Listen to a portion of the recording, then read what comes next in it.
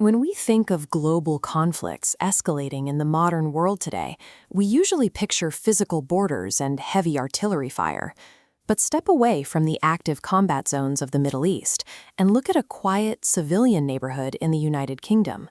Recently, British power plants went completely offline, shut down for 4 days, as the direct result of a cyber attack originating from Iran. This attack was carried out by hacktivist proxy groups like Handala and Eagle Strike. These collectives operate as a modern class of digital combatants.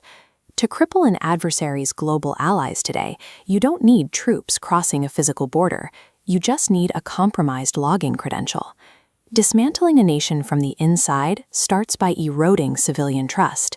Attackers begin by hitting the highly relatable, everyday systems we all rely on.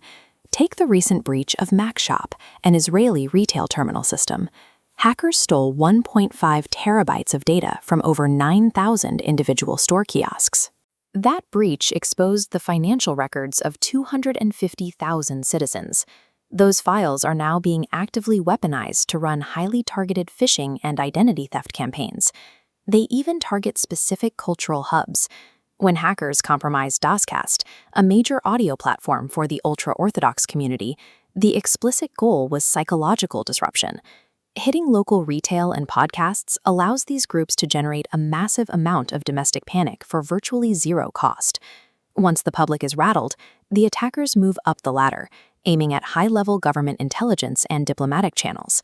In cybersecurity, these groups operate as advanced persistent threats, or APTs. Instead of smashing systems immediately, they infiltrate networks and quietly surveil their targets for years. This patience pays off.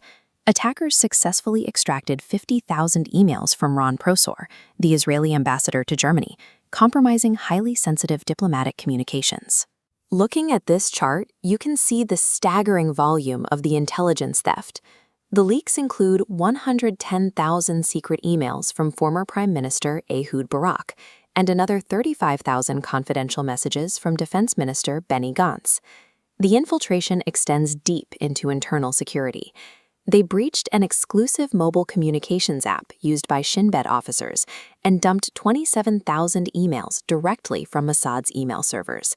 Exposing these covert operations and internal cables achieves the strategic goal of this second rung, blinding a nation's security apparatus from the inside. From there, the escalation reaches its apex. The objective shifts from passive espionage into active, physical sabotage. Attackers recently infiltrated the Sorek Nuclear Research Center, stealing personnel details and highly sensitive infrastructure maps. This map highlights 70 SCADA systems compromised by Handala. These systems act as a nation's central nervous system for large-scale operations.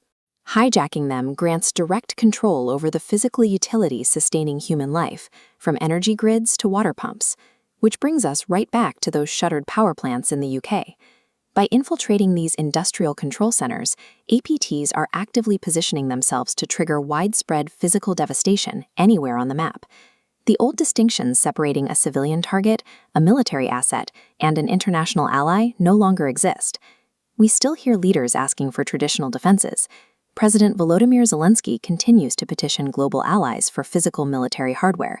He specifically requests systems like the Patriot missile battery to secure his airspace. But localized kinetic defense networks are completely blind to this new class of combat. A surface-to-air missile cannot intercept a ransomware payload targeting a hospital network, and it cannot shield the cloud terminals operating your local grocery store. The modern Frontline runs straight through the digital infrastructure powering our daily lives, and securing it requires a completely different approach to national defense.